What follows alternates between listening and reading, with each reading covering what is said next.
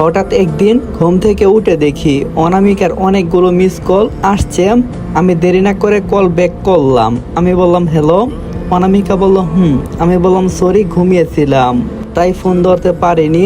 অনামিকা বলল আচ্ছা, তোমার সাথে আমার কথা আছে, নদীর পাড়ে চলে আসো সকাল 10টায়। আমি বললাম আচ্ছা। এই বলে ফোন কেটে দিলাম। মোবাইলের দিকে তাকিয়ে দেখি 8টা 17 বাজে। তাড়াতাড়ি ওয়াশরুমে চলে গেলাম। ওয়াশরুমে গিয়ে ফ্রেশ হয়ে রেডি হয়ে বাহিরে চলে আসলাম। তারপর একটা দোকানে বসে 1 কাপ চা আর একটা বিস্কুট খেয়ে সকালে নাস্তা করে নিলাম। ফোনের দিকে তাকিয়ে দেখি 9টা 30 বাজছে। তাই আর দেরি না করে নদীর পাড়ে চলে গেলাম অনামিকা ওইখানে আসছে কিনা তা দেখার জন্য। গিয়ে দেখি অনামিকা আসেনি, একটা বেঞ্চে বসে বসে ফোন টিপছি। আজকে নদীর পাড়টা খুব নির্জন লাগছে, প্রতিদিন অনেক মানুষ থাকে, আজকে কেউ দেখছি না। কিছুক্ষণ এভাবে বসে থাকলাম। এর ভিতরে অনামিকা এসে পড়লাম। তাকে দেখে ভীষণ চিন্তিত মনে হচ্ছিল, তাই তাকে জিজ্ঞাসা করলাম কি হয়েছে জানো। অনামিকা বললাম তোমার সাথে ইম্পর্টেন্ট কথা আছে, কিন্তু কিভাবে যে বলি আমি বুঝতে পারছি না। আমি বললাম আরে বলো, কি বলবা। অনামিকা একটু হালকা থামলো। আমি বললাম কি বলো। অনামিকা বলল আসলে আমি এই রিলেশনটা রাখতে পারছি না। অনামিকার এই কথা শুনে আমি যেন কিছুক্ষণ স্তব্ধ হয়ে গেলাম। আমি বললাম তুমি নিশ্চয়ই মজা করছো অনামিকা। অনামিকা বলল না, আমি মজা করছি না, আমি সিরিয়াস। কথাটা শুনেই মাথায় যেন ভাঁজ পড়ল। যে মেয়ে কিনা আমাকে এত পাগলের মতো ভালোবাসতো সে আমাকে ছেড়ে চলে যাবে আমি কখনো ভাবতে পারিনি। আমি বললাম কি বলছো, তুমি ভেবে বলছো তো আমি যদি কোনো ভুল করে থাকি তাহলে ক্ষমা করে দাও, তাও আমাকে তুমি ছেড়ে যেও না। অনামিকা বলল না, তোমার কোনো ভুল নেই, আমি অন্য একটা কারণে রিলেশন রাখতে পারছি না। আমি অনামিকার হাত ধরে আকুতি মিনতি করতে লাগলাম। হঠাৎ আমাকে অবাক করে দিয়েছে অনামিকা। আমার হাত ছাড়িয়ে আমার গালে তীব্র একটা থাপ্পড় মারে আর বলতে থাকে ছোট লোক, তো সাহস কি করে হয় আমার হাত ধরস, আমি তোকে কখনো ভালোবাসিনি। ওর এই কথা শুনে একদম চুপ হয়ে গেলাম, মুখ থেকে কোনো কথা বের হচ্ছে না। আর কোনো কিছু না বলে অনামিকা চলে গেল। আমি ওইখানেই বসে পড়লাম। শেষে কি নাম ধোঁকাবাজ একটা মেয়ে আমার জীবনে আসলো, চোখ দিয়ে অজরে পানি পড়ছে। কিছুক্ষণ বসে থাকলাম।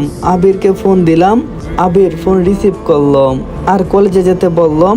কলেজে গিয়ে মন টিকলো না, তাই বাসায় চলে আসলাম। কয়েকদিন পর পরীক্ষা, তাই পড়তে বসলাম। পড়ায় মন বসছে না, তাই বাহিরে গেলাম। বাহির থেকে গিয়ে 2টা সিগারেট নিয়ে আসলাম।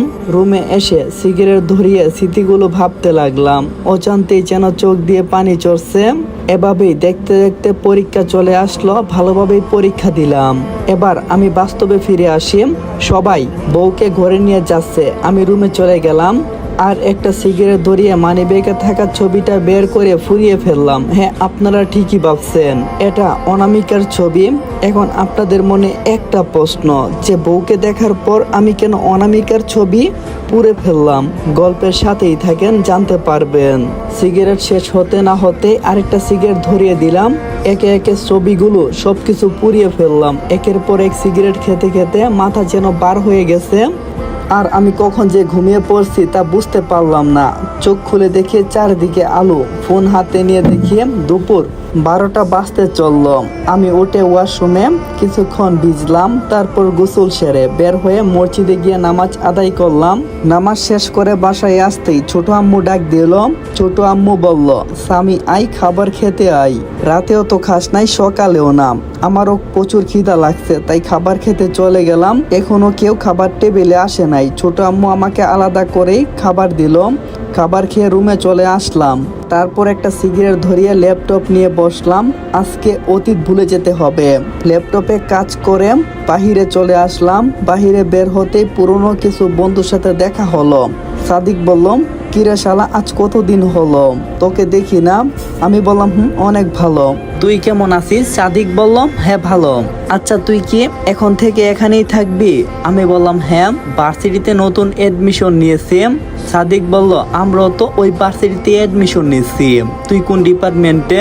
আমি বললাম সিএসই। আর তুই। তখন সাদিক বললাম আরে আমরাও তো সেই একই। আমি বললাম তাহলে তো হলোই। এভাবে ওদের সাথে আড্ডা দিতে থাকলাম। আড্ডা দিতে দিতে মাগরিবের আজান দিল। সবাই মিলে মসজিদে গিয়ে নামাজ আদায় করলাম। নামাজ পড়ে বের হয়ে মামার দোকানে গিয়ে বসলাম। আগে যখন বাসায় থাকতাম সবাই মিলে এই দোকানেই আড্ডা দিতাম। মামার নাম ছিল মিলন। মামা আমাদের অনেক ভালো জানে। মামা বলল, আরে স্বামী যে কেমন আছো? আমি বললাম, এই তো মামা ভালো আছি, আপনি কেমন আছেন? মামা বলল, আলহামদুলিল্লাহ ভালো, অনেকদিন পর তোমাকে দেখলাম। আমি বললাম, হ্যাঁ মামা। তারপর মামা চা দিল। চা খেতে খেতে আড্ডা দিতে থাকলাম। আড্ডা দিতে দিতে রাত যেন 9টা বেজে গেছে। টাইম যে কখন চলে গেছে তা বুঝতেই পারিনি। তারপর মামাকে বলে এক প্যাকেট সিগারেট নিয়ে বাসায় চলে গেলাম। বাসায় আসতেই দেখি সবাই বসে আছে। আমি আসার পর থেকে বাবা কিংবা মা কেউ আমার সাথে একটুও কথা বলে নাই। আমি আর এখানে না দাঁড়িয়ে উপরে আমার রুমে চলে গেলাম। কিছুক্ষণ পর ছোট আম্মু খাবার দিয়ে গেল। খাবার খেয়ে ছাদে গিটার নিয়ে চলে গেলাম। ছাদের এক কোণারে বসে সিগারেট ধরাইলাম। গিটার পাশে রেখে সিগারেটে টান দিলাম। কারো আসার শব্দে সিগারেটটা আড়াল করলাম। তারপর দেখলাম আব্বু ছাদে এসেছে। আমি সিগারেটটা ছুঁড়ে ফেলে দিলাম। আব্বু আস্তে আস্তে আমার কাছে চলে আসলো। আমি কোনো কথা না বলে ফোন হাতে নিয়ে টিপতে লাগলাম। হঠাৎ আমাকে অবাক করে দিয়ে আব্বু বলল, এই অভ্যাসটা কবে থেকে শুরু হলো? আমি কিছু বুঝতে পারলাম না আব্বু কি বলেছে। হঠাৎ পাশে দেখি সিগারেটের প্যাকেটটা লুকাতে ভুলে গেছি। আমি কি বলবো বুঝতে পারছি না। আব্বু কিছুক্ষণ পর আবারও বলল, তা কেমন আছো? আমি বললাম, আলহামদুলিল্লাহ ভালো, আপনি? আব্বু বলল, আলহামদুলিল্লাহ ভালো। বলতে বলতে সিগারেটের প্যাকেট থেকে একটা মুখে ভরে নিয়ে আমাকে বলল, লাইটার দাও। আমি অবাক হচ্ছি। আমি লাইটারটা দিলাম। আব্বু সিগারেটের টান দিয়ে বলল, কাউকে কিছু বললো না। আমি বললাম, আচ্ছা। আব্বু বলল, তা তুমি এবার কোন ক্লাসে যেন? আমি বললাম, ভার্সিটিতে CHE ডিপার্টমেন্টে এডমিশন নিয়েছি। আব্বু বলল, ও তাহলে তো ভালো, কিছু লাগলে আমাকে বললো। আমি কিছুক্ষণ চুপ রইলাম। তারপর বললাম, না আমার কিছু লাগবে না। আব্বু কোনো কথা বলল না। একটু পরে বলে উঠল, অনেক অভিমান ভাঙতে সময় লাগবে। আমি কোনো কথা বললাম না। আব্বু পকেট থেকে সেন্টার পোর্ট মুখে ভরে বলল, সেফটি, তোমার আম্মুর ঘ্রাণ পেলে যেন আমাকে মেরেই ফেলবে। আমি একটা হালকা হাসি দিলাম। তারপর আব্বু চলে যাচ্ছিল। হঠাৎ থেমে সিগারেটের প্যাকেটটা দিয়ে বলল, ক্ষতিকর এটা, বুঝতে পারছো? যত সাধ্য কম খাওয়ার চেষ্টা করো। আমি কিছু বললাম না। কিছুক্ষণ পর আমি নিচে চলে আসলাম। এসে দেখি সবাই আড্ডা দিচ্ছে। তানভীর ভাই আমাকে ডাক দেই।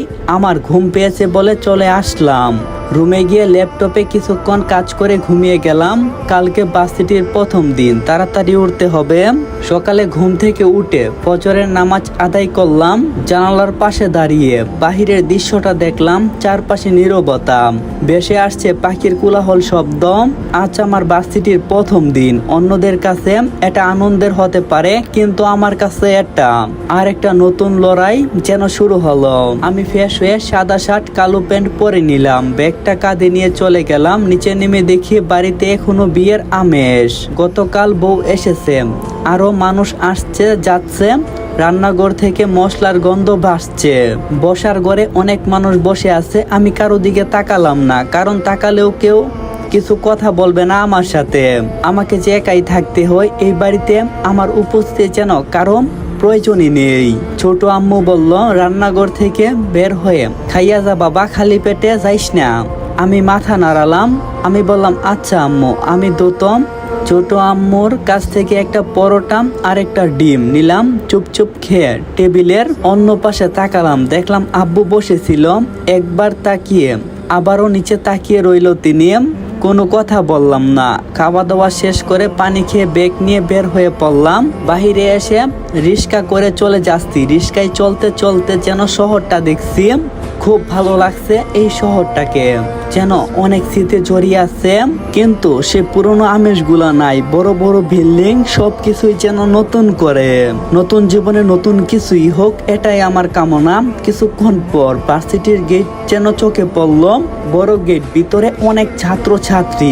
কারো চোখে উত্তেজনা, কারো চোখে আনন্দ। সবাই নতুন পরিবেশ, নিজেদেরকে মানিয়ে নেওয়ার চেষ্টা করছে। আমি গেট দিয়ে ধীরে ধীরে ঢুকে হাঁটতে লাগলাম আমার ডিপার্টমেন্টের উদ্দেশ্যে। বিল্ডিংটা খুঁজে বের করলাম। সামনে দাঁড়িয়ে দেখি অনেকেই জড়ো হয়ে আসছে। কেউ পরিচিত হচ্ছে, কেউ ছবি তুলছে, কেউ হাসি দিচ্ছে। আমি একটু এক পাশে দাঁড়িয়ে থাকলাম। এক সময় পিছন থেকে পরিচিত একটা কণ্ঠ শুনতে পেলাম। সাদিক বলল, কিরে শালাম, তুই কখন আসছস? আমি ঘুরে তাকালাম। সাদিক, তার সাথে আরো কিছু বন্ধু। গতকাল যাদের সাথে দেখা হয়েছে আমি বললাম আসছি। সাদিক বলল চল ভিতরে যাই, আজকে নাকি নতুন ক্লাস শুরু হবে। আমি মাথা নাড়ালাম, তারপর সবাই মিলে ক্লাসরুমে ঢুকলাম। ক্লাসরুমে ঢুকে নতুন বেঞ্চে বসলাম। রুমটা যেন খুব সুন্দর করে পরিপাটি করে রাখা হয়েছে। ধীরে ধীরে ক্লাসরুমের ভিতরে সবাই ঢুকলাম। কিছুক্ষণ পর দরজা দিয়ে 3জন মেয়ে ঢুকলো। আমি স্বাভাবিকভাবে একবার তাকালাম। একজন হলো মৌ, দ্বিতীয়টা হলো মন্নথা, তৃতীয়টা একি। ও এখানে, ওকে দেখে যেন বুকে একটা হালকা ধাক্কা খেলাম। সে আর কেউ না, আমার চাচাতো বোন কণা। আসসালামু আলাইকুম এভরিওয়ান, এই পার্টটা এখানেই শেষ করলাম। আরেকটা কথা, আপনারা বলেন আমি কেন লেট করে গল্প দেই, আসলে আপনারা অনেকেই জানেন না। সো এবার বলতাছি, আমি বর্তমানে দুবাইতে আছি। আর এখানে টুকটাক কাজের পাশাপাশি রাতে ভয়েস ওভার করি, প্লাস রান্নাবাড়ি সব কিছুই করা লাগে। যেহেতু তোমার ভাব আসলে বিয়ে করি নাই, তো তাই সব কিছুই করা লাগে। আর প্রবাস জীবন আপনারা তো অনেকেই জানেন, যাদের ফ্যামিলির লোক বাহিরে থাকে তারাই বুঝতে পারেন যে প্রবাস জীবনটা কীরকম, কিংবা যে ফ্যামিলির দায়িত্ব নিছেন। সো এসবের পাশাপাশি আপনাদেরকে গল্প দেওয়ার চেষ্টা করি। আর হ্যাঁ, একটা কথা গাইস, আমি আর 1 মাস পর বাংলাদেশে আসতেছি। জানি না কই মাস থাকবো, কিন্তু টার্গেট আছে সব সময়ের জন্য। তো আপনারা সবাই আমার জন্য দোয়া করেন। আর হ্যাঁ, আমার গল্প লেট হইতে পারে, যারা আমার রেগুলার অডিয়েন্স আছেন অবশ্যই চ্যানেলটা সাবস্ক্রাইব করে আমার পাশে থাকবেন আর ভালোবাসা নেবেন। ভালো থাকেন সবাই, আল্লাহ হাফেজ গাইস। আর ভিডিওতে অবশ্যই লাইক কমেন্ট কিন্তু করবা। যদি লাইকে মনটা না করো ভাই, এত কাজের পাশাপাশি গল্প দেওয়ার কোনো মানেই হয় না। তো আশা করি তোমরা আমার পাশে থাইকো। আর হ্যাঁ, আপনাদেরকে অনেক ধন্যবাদ এই বকবকানিটা এতক্ষণ শোনার জন্য। তো ভালো থাকেন এভরিওয়ান, আই লাভ ইউ।